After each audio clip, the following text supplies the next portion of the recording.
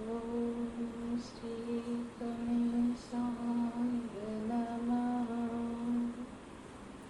ॐ श्री सरस्वती नमः।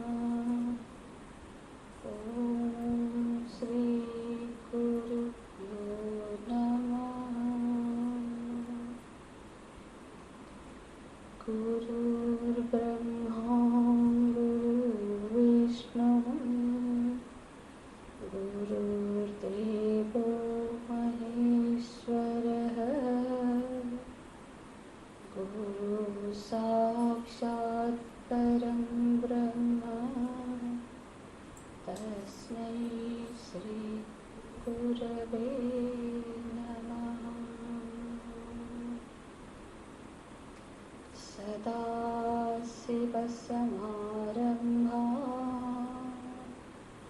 शङ्कराचार्यमध्यमाम्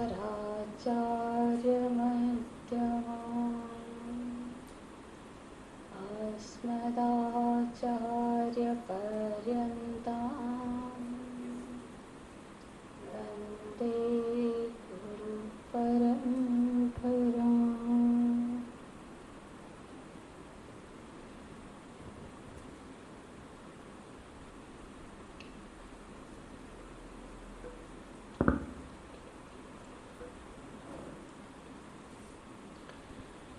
आप्यायन्तु ममङ्गानि बाह्प्राणश्चक्षुः श्रोत्रमतो बलमिन्द्रियाणि च सर्वाणि सर्वं ब्रह्मोपनिषदं माहं ब्रह्म निराकुर्याम् मा ब्रह्म निराकरोत् अनिराकरणमस्तनिराकरणं मे अस्तु तदात्मनि निरते य उपनिषत्सु धर्माः ते मयि सन्तु ते मयि सन्तु।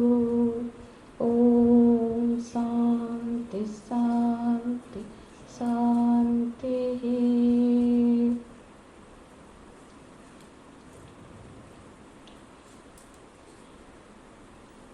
ॐ केनेषितं पतति प्रेषितं मनः केन प्राणप्रथमप्रीतियुक्तः केनेषितं वाचमिमां वदन्ति चक्षुश्रोत्रं कौदेवो नक्ति श्रोत्रस्य श्रोत्रं मनसो मनो यत् वाचोह वाचं सौ प्राणस्य प्राण चक्षुष चक्षु अतिमुच्यधीरः प्रीत्या स्म लोकात् अमृता भवन्ति।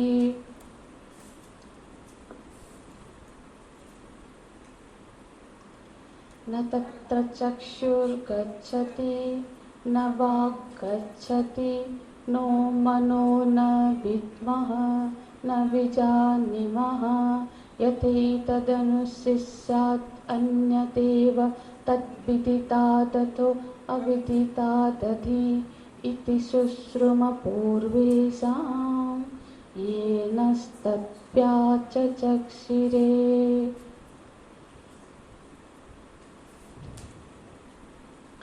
यत्पाच न विदितं येन वागविद्यते तदेव ब्रह्म तं विद्धि नेदं यदिदमुपासते। यद्वाचा न विदितं येन वागविद्यते तदेव ब्रह्म त्वं विद्धि नेदं यदिदमुपासते नेदं यदिदमुपासते।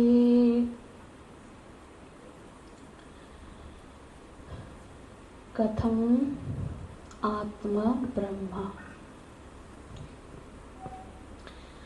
संगति भाष्य देखिए, पृष्ठ नंबर 49। अंतिम, पूरा अंतिम सेंटेंस क्या है? तामे ताम आशंकां शिष्यलिंगेन उपलक्ष्य तद वाक्याद्वा आह नैवं संकिष्टाः।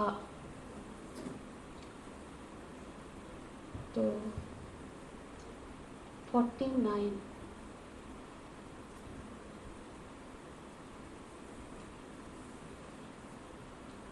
का लास्ट स्टेंजा है। ठीक है, श्रवण करिए। तो अब द्वितीय और तृतीय दोनों मंत्रों में श्रुति माता ने उत्तर तो समाप्त कर दिया। लक्षण प्रमाणाभ्याम वस्तु सिद्धि ही, ये ना। तो द्वितीय मंत्र में लक्षण के आधार पर उस ब्रह्म तत्व का अनुसंधान की प्रक्रिया बताई, और तृतीय मंत्र में प्रमाण क्या है, किस प्रमाण से, ज्ञान का साधन क्या है, इस ब्रह्म ज्ञान का प्रमाण बताया कि किन साधनों का वो विषय नहीं है और किस साधन से, किस प्रमाण से इस ब्रह्म तत्व को जाना जाता है। फिर अब उसी का, इन दोनों ही मंत्रों का आगे जो इस खंड में जो 5 मंत्र अभी शेष है इस खंड में, वो इन दोनों ही मंत्रों का विस्तार है। तो अब इसकी आवश्यकता क्यों पड़ी? तो हम संगति भाष्य पिछले कक्षा में देख रहे थे कि क्यों ये तीसरा मंत्र से ये जो चौथा मंत्र है, ये दोनों में क्या लिंक है, क्या संगति है? तो भाष्यकार यहाँ पे बोलते हैं शिष्य लिंगेन उपलक्षण। देखो, शिष्य लिंगेन मतलब शिष्य का लिंग देख के, मतलब जो लक्षण देख के। देखो, लिंग माने क्या होता है? प्रतीक होता है, एक प्रतीक होती है। तो शिष्य के चेहरे में जब गुरु ने ये दोनों ही वाक्यों को, दोनों ही मंत्रों को बताया कि तद विदितम दथो अविदिता दथि, जो विदित से भी परे है और अविदित से भी परे है, जिसका हमने बड़े विस्तार से चर्चा की है, वो ब्रह्म है। ठीक है।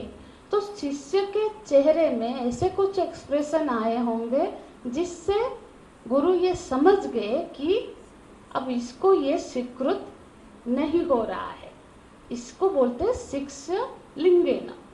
क्या हुआ होगा? क्योंकि बीच में कोई प्रश्न तो नहीं आ रहा है, तीसरे के बाद चौथे में जाने में बिना प्रश्न के अब उसी का ही विस्तार श्रुति माता कर रही है। तो इसका मतलब बीच में क्या घटना घटी होगी? ये होगी कि वो शिष्य का जो मुखमंडल, अब हम कुछ बोलते हैं, आप लोग भी किसी को कुछ बता रहे हैं, पर वो चेहरे का एक्सप्रेशन ऐसा देगा तो आपको समझ में आ जाएगा कि मेरी बात इसको स्वीकार नहीं हो रही है। तो ये एक वजह हो सकती होगी कि जिस वजह से वो अभी ये चौथा मंत्र के बारे में उसी का एक रिपीटेशन है, मतलब उस अलग ढंग से जरूर है, पर उसी वाक्यों को और ज्यादा विस्तार से बता रहे हैं।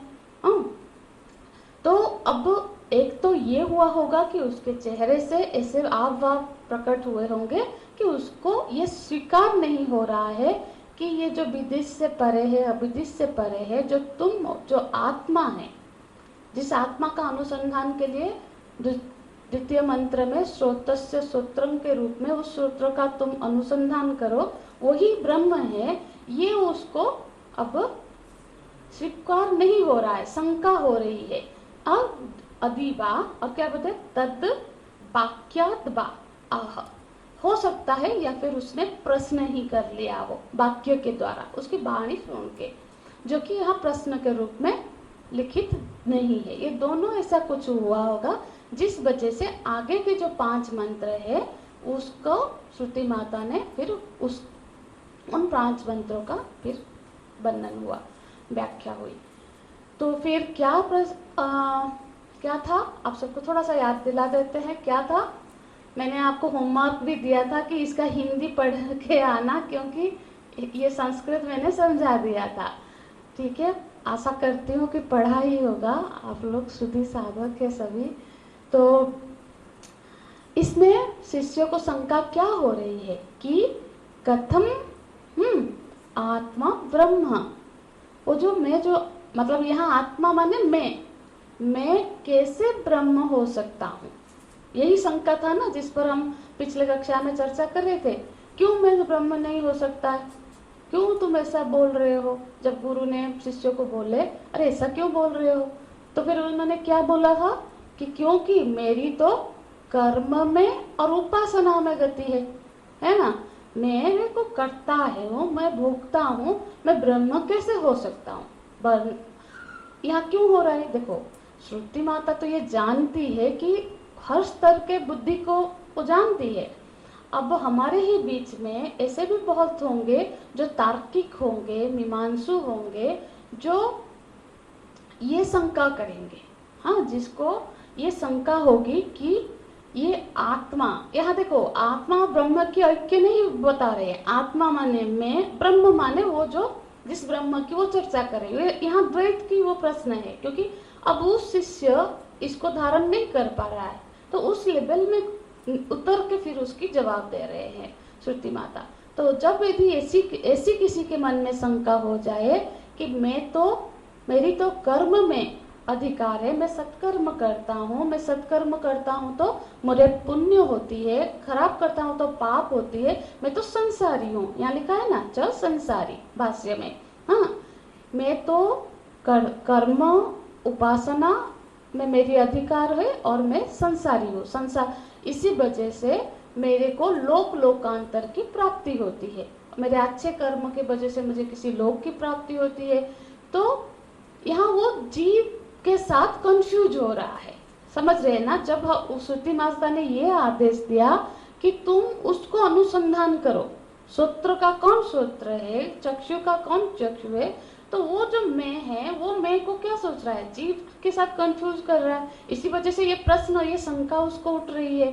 तो वो बोल रहा है जीव तो स्वल्प अल्पज्ञ है, और आप ब्रह्म का क्या बताया गया कि आप जिस ब्रह्म का जो श्रुति माता ने जो लक्षण बताया है, क्या लक्षण बताया है श्रुति माता ने कि वो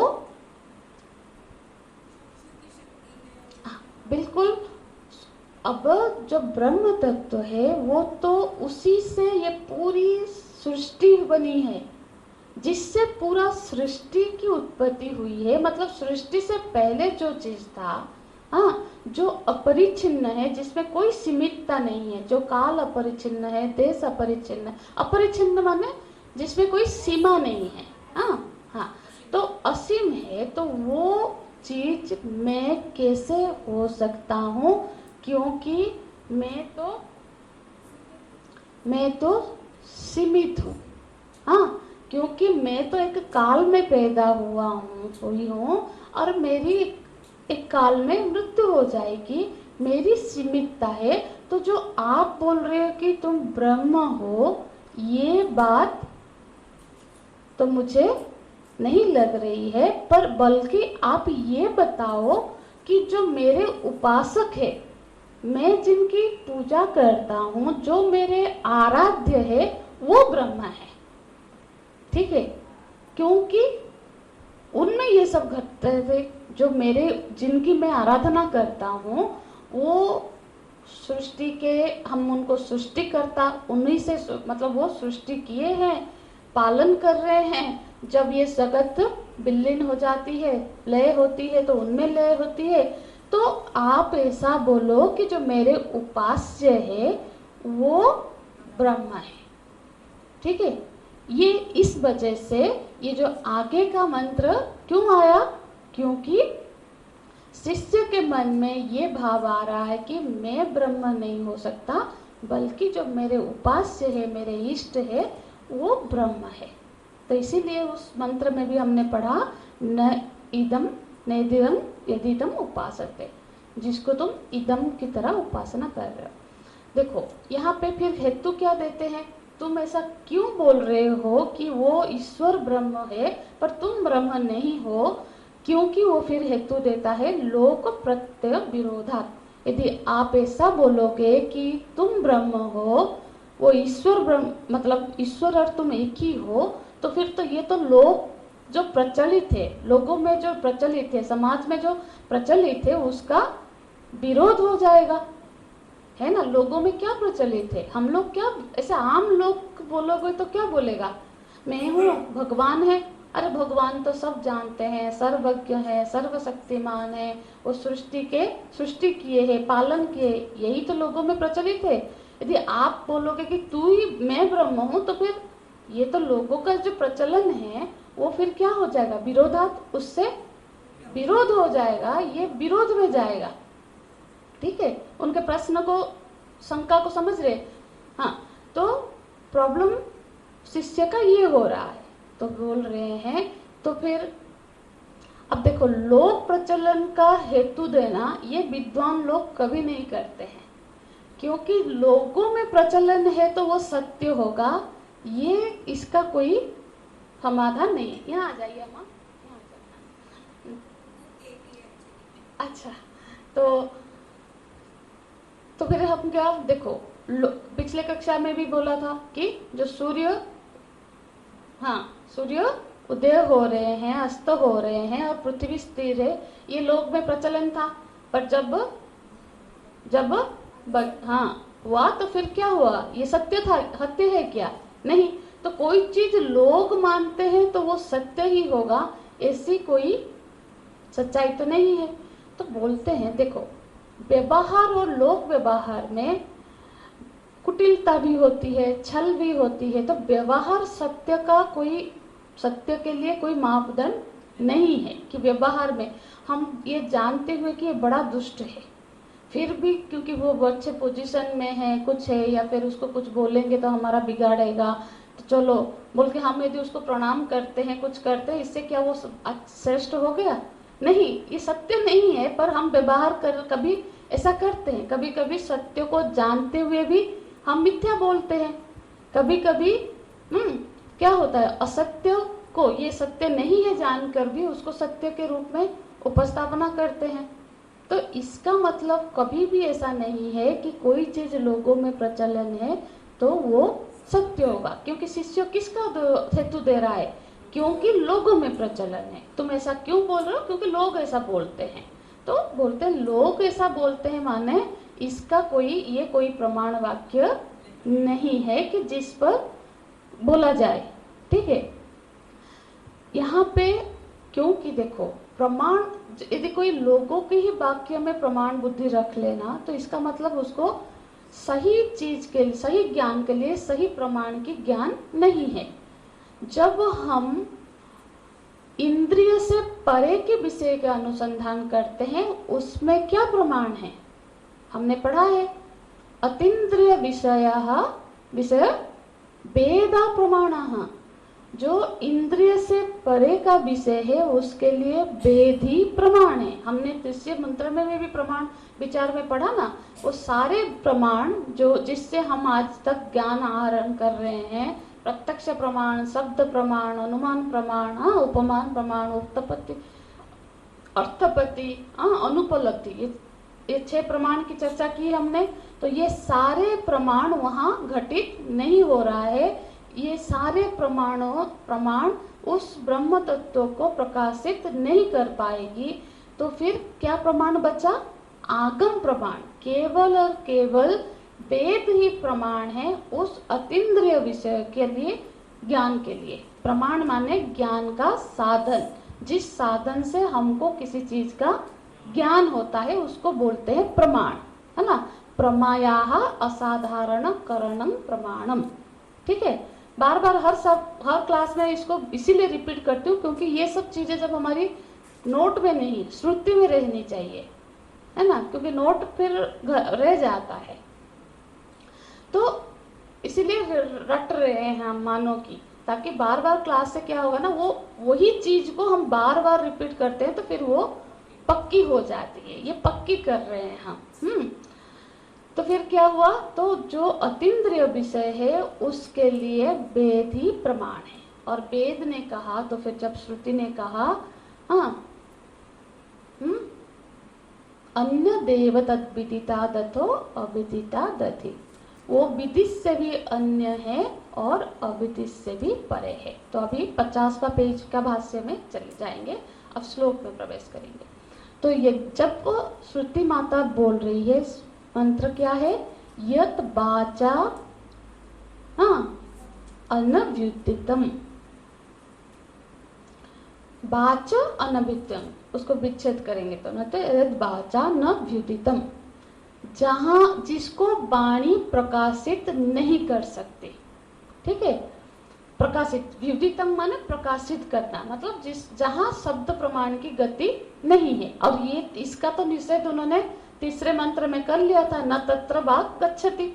ठीक है, फिर यहाँ पे क्यों बोल रहे हैं, तो इसका मतलब है इसको रिपीटेशन इस सारे प्रश्न के आधार पर कर रहे हैं, इसीलिए वो पृष्ठभूमि भगवान भाष्यकार जी ने बनाए। ठीक है, ये लिंक बनाया कि क्यों उसी को फिर से रिपीट कर रहे हैं। तो यहाँ बोल रहे हैं वहां उस ब्रह्म वस्तु को वाणी, भौतिक वाणी जो हम शब्द से उसको प्रकाशित नहीं किया जा सकता, मतलब उसको समझाया नहीं जा सकता या समझा उसका ज्ञान नहीं हो सकता। तो क्यों वाणी से कैसे ज्ञान नहीं हो सकता?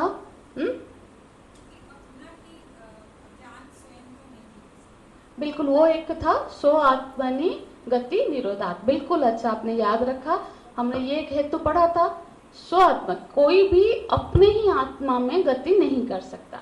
ये ठीक है। अब देखो क्यों कि अब जब वाणी से हम कोई चीज प्रकट करते हैं, मतलब जिसका हमको ज्ञान है, विदित है, यदि वो केवल और केवल विदित वस्तु को ही तो वाणी में, मतलब जिसका हमको ज्ञान हुआ है, विदित माने जिसका ज्ञान हो जाए, कभी ना कभी जिसका किसी ना किसी को ज्ञान हो गया है, जिसको जान लिया जाए वो विदित है। मतलब जिसको तुम बुद्धि से या जान लो वो ब्रह्म नहीं है। ठीक है, जिसको इन प्रमाणों के आधार पर जान लो वो ब्रह्म नहीं हो सकता। तो बोल रहे हैं यदि वो विदित होगा, वाणी से बोलना नहीं जा सकता, माने कोई भी विद्युत वस्तु ब्रह्म नहीं हो सकती, और वाणी से केवल जो विदित जिसको हमने जाना है उसी को बोलेंगे। हम बोल रहे मतलब जाने हैं तभी तो बोले हैं ना। तो फिर जो चीज को हमने जाना है, जाना तो कैसे जाना, वृत्ति, हमारे चित्त ने उस विषय की वृत्ति, मतलब उस विषयाकार हुआ, उस विषय का आकार लिया, तभी तो हमने उस वस्तु को जाना। ठीक है, तो फिर वो परिचिन्न वस्तु ही होगा जिसको हमारे चित्त ने धारण कर लिया। तो क्योंकि ब्रह्म चित्त के वृत्ति का विषय नहीं बन सकता, इसलिए वो कभी विदित की कोटि में नहीं आ सकता। स्पष्ट हो रहा है ना। और अविदित भी नहीं, क्योंकि ब्रह्म, ठीक है, यदि जान नहीं सकते तो वो अनजान है, वो अनजान भी नहीं है, क्योंकि उसके होने से ये सब क्रिया हो रही है। अनजान कौन सा वस्तु है? अज्ञान अनजान है, माया अनजान है, जिसकी कोई स्थिति नहीं है। पर ब्रह्म अनजान भी नहीं है, और उसको इस तरह से इन आप प्रमाणों से जाना भी नहीं जा सकता। इसीलिए बोल रहे हैं वाणी वाचा न व्युदितम, वाणी उसको प्रकाशित नहीं कर सकती, क्योंकि उसको इस विदित बना के नहीं जाना जा सकता, और वाणी केवल और केवल विदित वस्तु का ही निर्वचन कर सकती है। ठीक है, ये न वाग विद्यते, क्योंकि उसको क्या है, वाग विद्यते, जिसको उसका अनुसंधान हो, जिसके द्वारा ये वाणी प्रकाशित हो रही है, जो इस वाणी को प्रकाशित कर रहा है, तत् ब्रह्म, वो ब्रह्म है। जिसको वाणी से वाणी प्रकाशित नहीं कर सकती, बल्कि वाणी जिससे प्रकाशित हो रही है वो ब्रह्म है। त न इदम यदिदम उपासते, ना कि जिसको तुम इदम के रूप में उपास्य कर रहे हो। इदम यहाँ पे समझने की बात है, जिसको इदम माने अपने से भिन्न करके जिसको तुम उपासना कर रहे हो वो ब्रह्म नहीं है। क्योंकि शिष्य को क्या शंका हो रही थी, मैं नहीं हूं पर मेरा जो उपास्य है वो ब्रह्म हो सकता है। तो यदि तुम अपने उपास्य को इदम करके उपासना कर रहे हो तो वो ब्रह्म नहीं हो सकता। न इदम उपासते, तुम जिसको इदम करके, भिन्न करके। तो यहाँ अभिप्राय क्या है? देखो, अब इस बहुत बारीक है और इसको अच्छे से हमको समझना है। वो हमारी क्या धरातल है और हम किस चीज का अनुसंधान कर रहे हैं, उस हिसाब से रोल भी तो डिफरेंट डिफरेंट जगह पर डिफरेंट डिफरेंट हो जाती है।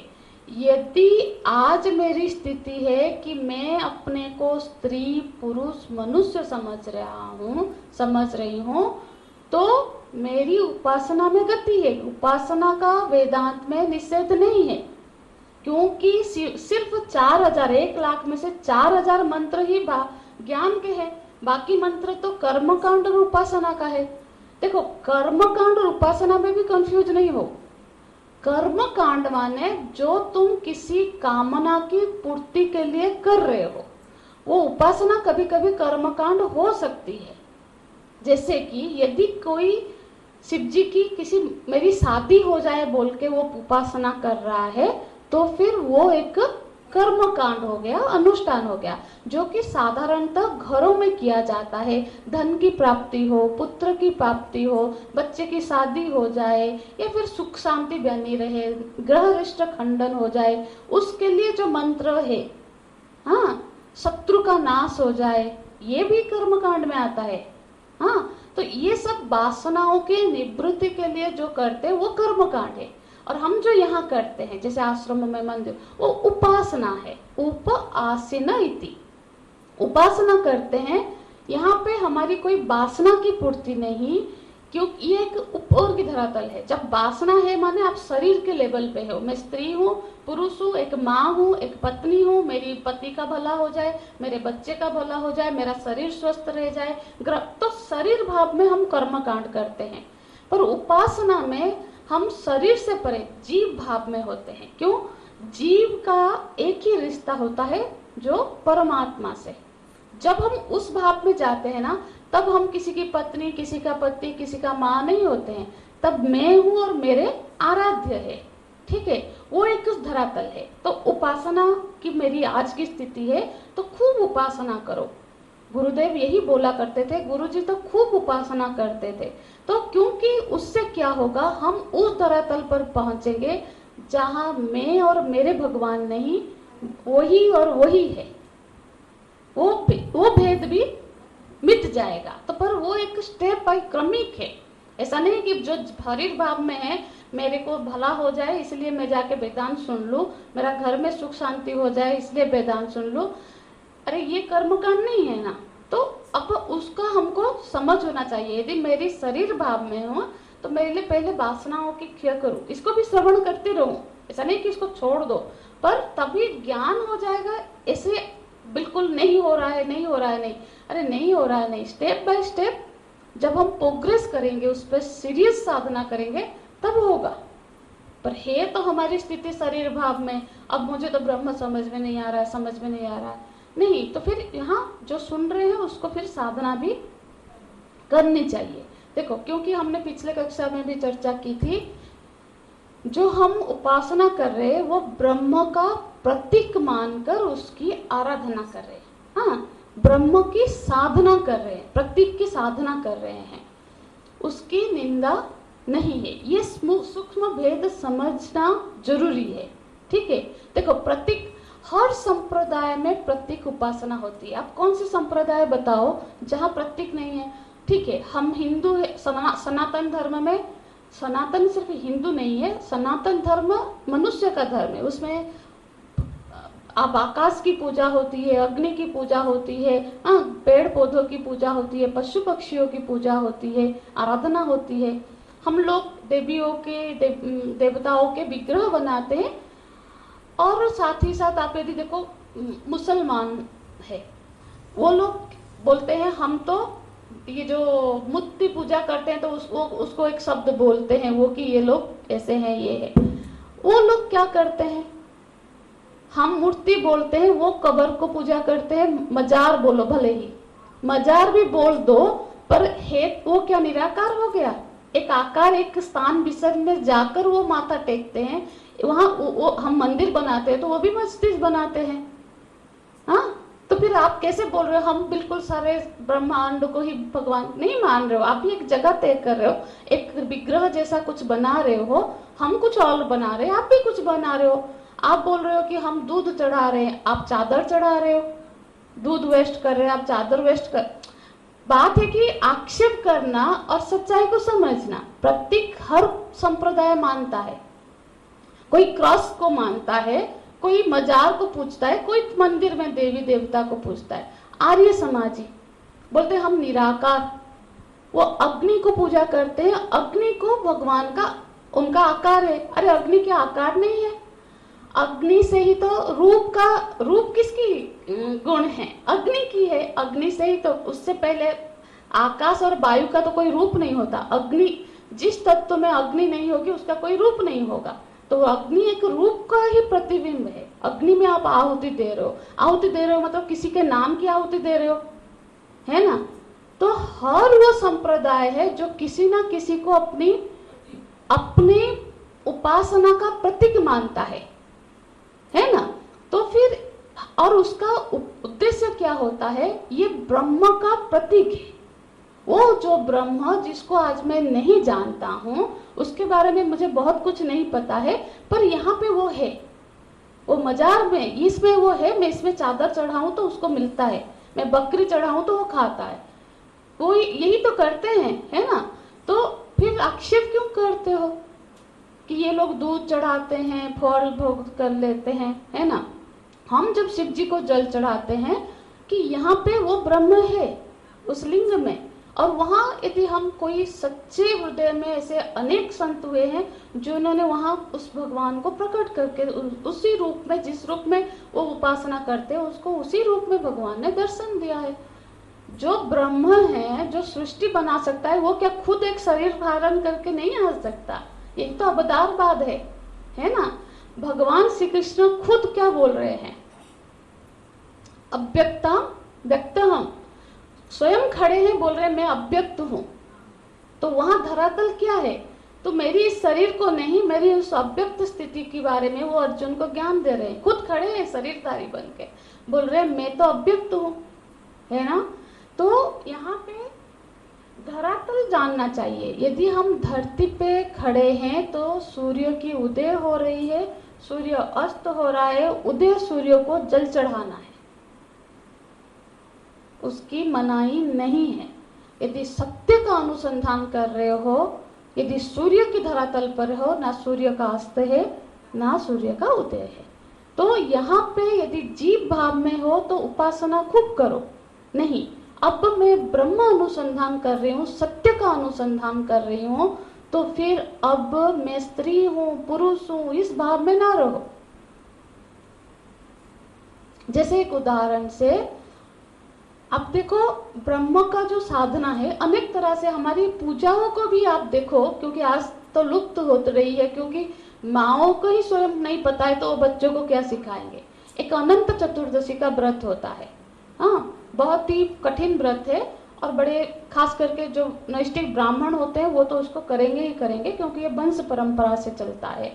तो जो अनंत चतुर्दशी व्रत होती है उसमें एक सिस्टम, व्रतों में बहुत सारा विधि विधान होता है। एक विधान है, एक लोटे में दूध भर के उसमें एक अंगूठी डाल देते हैं और उसको ढूंढते हैं सब।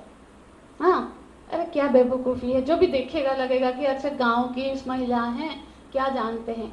बोलते हम क्या कर रहे हो? हम अनंत का अनुसंधान कर रहे हैं। किसमें? क्षीर सागर में।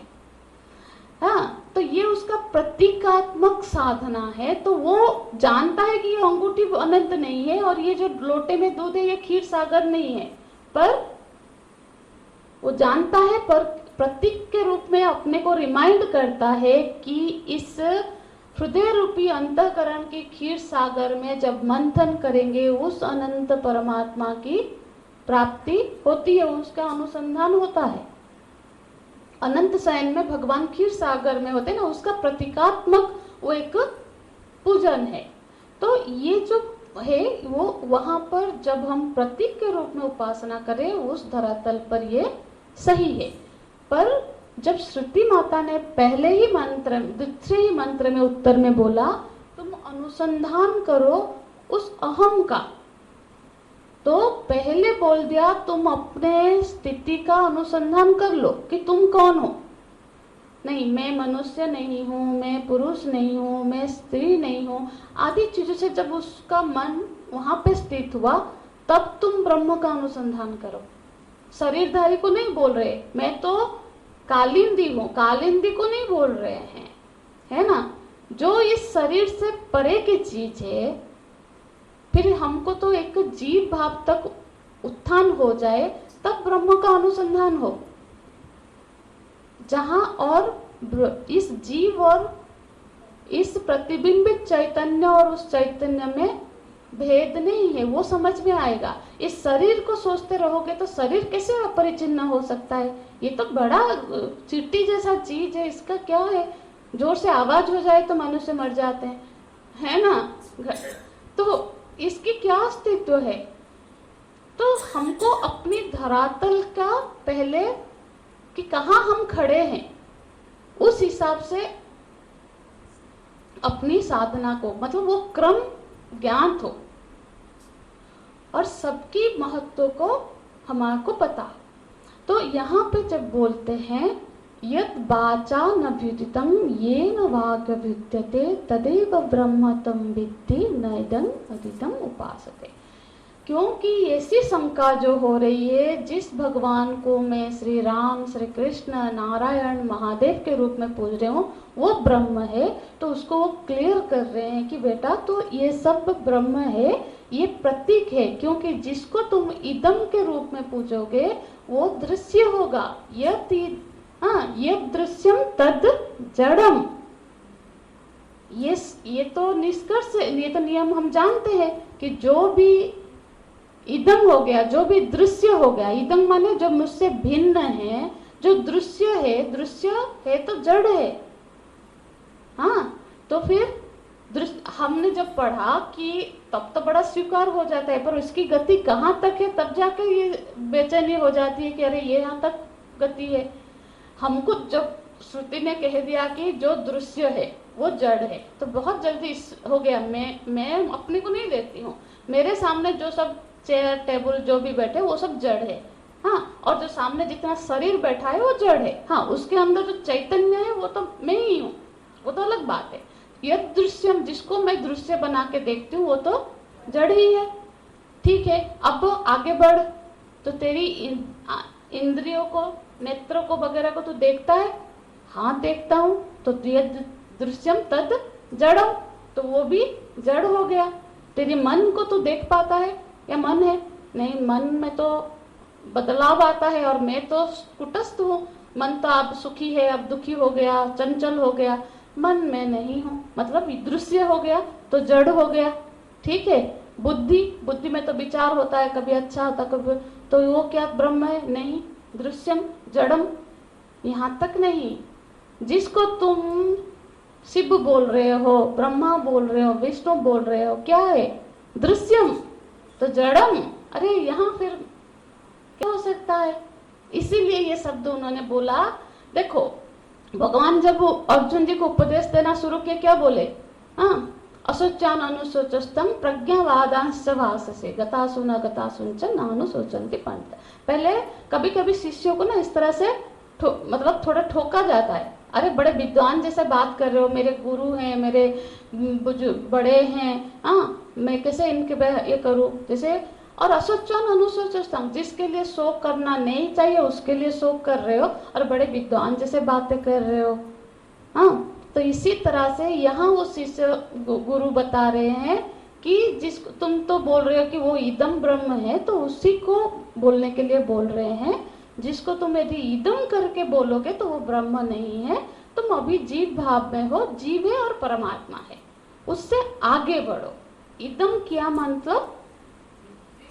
दृश्य हो गया, मैं ही कृष्ण हूँ, इस भाव तक पहुंचो। कृष्ण को पाना है, अलग करके नहीं पाना है। कृष्ण को पाना है मतलब एकाकार हो जाना है उनसे भिन्न होकर उनकी प्राप्ति नहीं होती है, क्योंकि जो चीज प्राप्त होगी वो नष्ट हो जाएगी। एक दिन छूट जाएगी। जो भी प्राप्त होगा वो छूट भी जाएगा, नियम यही है।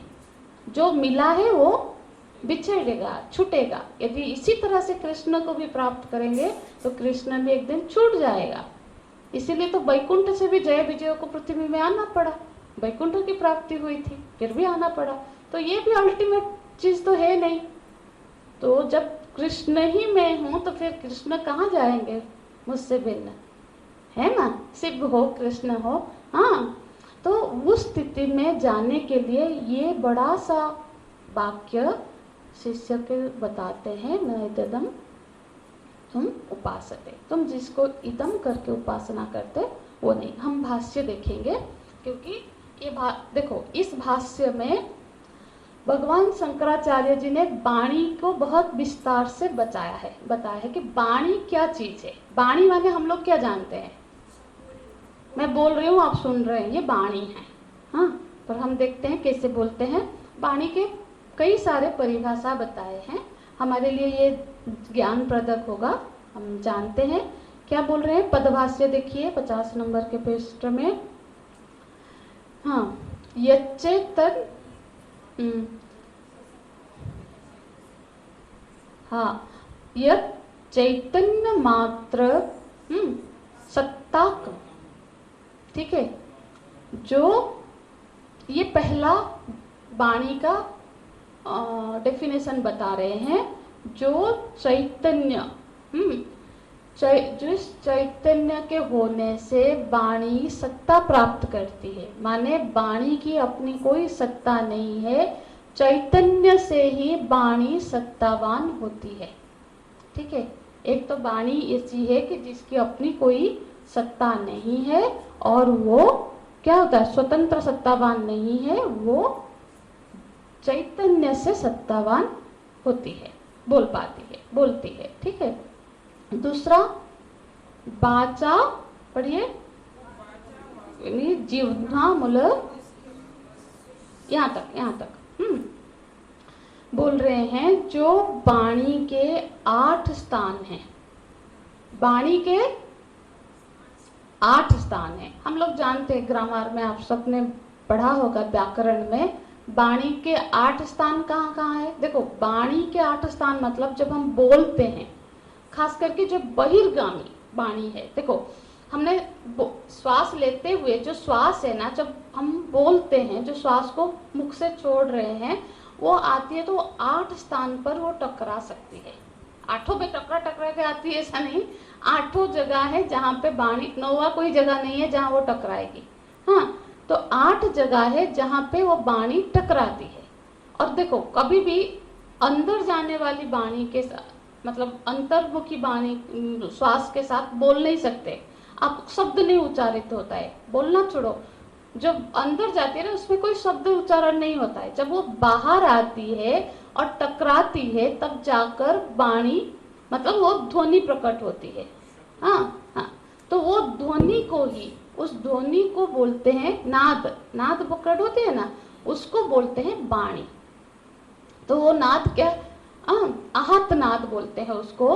तो वो कहाँ कहाँ टकराती है, इसी पेज के नीचे देखिए, नीचे बिल्कुल नीचे लिखा है, जिह्वा मूल, जो मतलब जीवा के जो मूल है, जो पहला है, हाँ हाँ, बताइए। हृदय, देखो हृदय, ठीक है, कंठ, हाँ बिल्कुल, दंत, नासिका, मूर्धा, ओष्ठ और तालु। इतने जगह पे जब देखो हम, इसलिए जो शब्द उच्चारण करते हैं ना, कौन सा शब्द कहाँ उच्चारण, देखो ताल, त, थ, द, इसको बोलते क्या है, ये तालु को स्पर्श करता है। ये प वर्ण, प वर्ग क्या, पर्ग, प वर्ग, प, फ, ब, भ, ये लिप्स को टकराती है। अब प क्या बिना होठों को छुए प बोल सकते हैं? नहीं बोल सकते। प का उच्चारण तभी संभव है जब दोनों होठ टकराए और वाणी, मतलब वो जो श्वास है वहां टकराएगी। ऐसे तालु में टकराती है, कुछ कंठ से निकलती है, हाँ, कुछ नासिका से। तो शब्द की जो ध्वनि प्रकट होती है ये 8 जगह पर, तो वाणी की ये 8 स्थान है, हाँ। फिर और एक बोलते हैं क्या, आग्नेय, ठीक है। आगे के देखिए, आग्नेय ये तीसरा है, तीसरी उसकी मिला, थर्ड लाइन में रखा है, लिखा है विषक्त आग्नेय। तो जो अग्नि, ये तीसरा परिभाषा क्या है कि अग्नि जिसका देवता है। हमने जब तत्वबोध पढ़ रहे थे हमको पता है वाणी की देवता, अनुग्राहक देवता अग्नि है ना। जैसे हस्त के इंद्र है, वाणी कर्मेंद्र है, कर्मेंद्र में वाणी की अनुग्राहक देवता अग्नि है। तो अग्नि के अनुग्रह से वाणी अपना कार्य करने में समर्थ होती है, ठीक है। बिल्कुल शरीर में अग्नि तत्व नहीं रहेगा, ऐसे तो वो जीवित ही नहीं रहेगा, तो वाणी भी वो उच्चारण नहीं हो सकती, उसमें अग्नि तत्व की प्रमुखता है। तो देखो अग्नि का कार्य क्या है। अग्नि में आप देखना जितने भी संसार में रत्न है, हाँ, हीरा, नीला, मोती, माणिक्य, जो भी रत्न प्राप्त होते हैं वो अग्नि के वजह से प्राप्त होते हैं। जो बहुत टेम्परेचर में फिर वो ये रत्न बनते हैं, ठीक है। तो रत्न प्रोड्यूस करती है, रत्न गर्भा है अग्नि को। ऋग्वेद में एक मंत्र आता है, क्या पुरोहितम रत्न जात, ऐसा कुछ ऋग्वेद में आता है कि रत्न अग्नि है, अग्नि पुरोहितम ऐसा मंत्र है। तो वो रत्न प्रोड्यूस कर सकती है। दूसरा वो पोषण करती है, खाना बना के वो भोजन पर बनाती है अग्नि से, जठरा अग्नि भी है और भोजन भी बनाती है, तो पोषण करती है। फिर तीसरा जलाकर भस्म भी कर सकती है। तो ये तीनों गुण वाणी में है। वाणी मधुर मोती, ज्ञान की मोती प्रोड्यूस कर सकती है। और वाणी क्या करता है, पोषण कैसे होता है, मनुष्य जीवन में मैत्र, सद्भावना, प्रेम आदि भाव भी मनुष्य को पोषण करती है। खाने से ही नहीं होता है, आपका भाव यदि विचलित तो आप खाना ही नहीं खा पाओ। जो भाव है, भाव से मनुष्य का पोषण होता है, प्रेम से होता है, ये भी वाणी करती है। और जो संबंध विच्छेद होता है, जो विनाश होता है, उसमें भी एक मुख्य भूमिका हमारी वाणी की होती है। तो वो पोषण भी कराती है और विनाश भी कराती है। तो अग्नि रूप है वाणी, अग्नि देवता के द्वारा अनुग्रहित है, अग्नि देवता का ही गुण उसमें है। तो इसीलिए इसको बड़े हैंडल विथ केयर, क्योंकि हम घर में भी अग्नि है, अरे आगे थोड़ा केयरफुली, तो वाणी से बड़ा केयरफुली डीलिंग करना चाहिए, क्योंकि ये किसी के दिल को दुखा सकता है। और पाप और कुछ नहीं है, जब किसी के दिल को हम दुखाते हैं ना, वही पाप है। जो हम पाप कर लिया बोलते हैं ना, हमारे क्रिया से किसी के दिल को हमने ठेस पहुंचा दी, दुखी कर दिया, तो फिर वो पाप है, ठीक है। तो अग्नि से हम मतलब इस वाणी से पाप करने से बचे। तो आगे फिर बताते हैं, तो वाणी नाम अभिव्यंजक करणम, ये जो वाणी है वो शब्द का अभिव्यंजक करण है। अब तक नहीं बता, जो पहला चीज हमको समझ में आता है, ये शब्द को अभिव्यक्त करता है, वो वाणी है ना, जिससे हम शब्द को बोलते हैं, ठीक है। और आगे क्या बोलते हैं,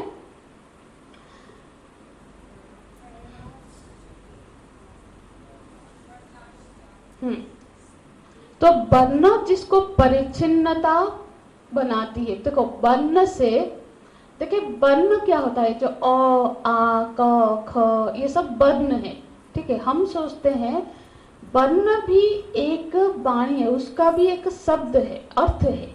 जैसे क का भी एक बहुत बड़ा अर्थ है। तो शब्द अपने आप में एक अर्थ को प्रकट करती है।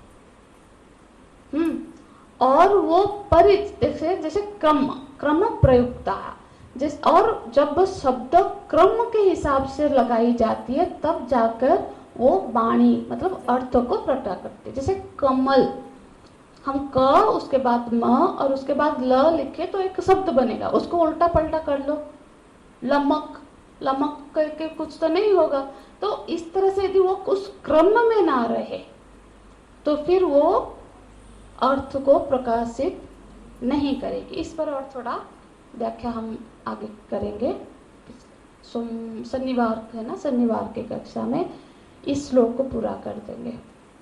उसके बाद ज्ञान यज्ञ होगा। हाँ, ये क्लास के इसके बाद हाँ, और एक अनाउंसमेंट है कि मैंने आज, आप सब देख लेना, व्हाट्सएप में ग्रुप में एक लिंक भेजा हुआ है। हाँ, उसको, ये एक बहुत महत्व का है जिसमें गुरुदेव के सारे प्रवचन है।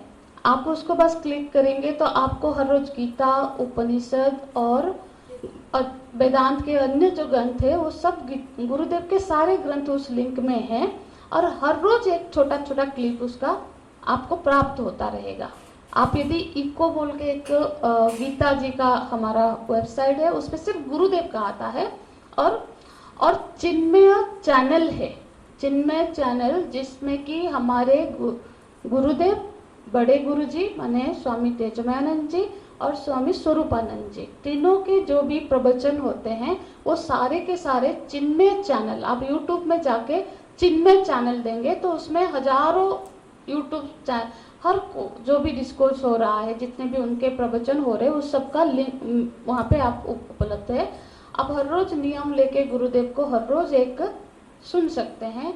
और ये जो लिंक मैंने आज भेजा है ना, इसको सेव कर लीजिएगा, ये बहुत ही काम का है। गुरुदेव के छोटे छोटे गीता के ऊपर क्लिप से वो आपको बड़ा हेल्पफुल होगा। ओम तत्सत। ओम पूर्णमदः पूर्णमिदं पूर्णात् पूर्णमुदच्यते पूर्णस्य पूर्णमादाय पूर्णमेवावशिष्यते। ओम शांति शांति शांतिः। हरिः ओम। श्री गुरुभ्यो नमः। हरिः ओम।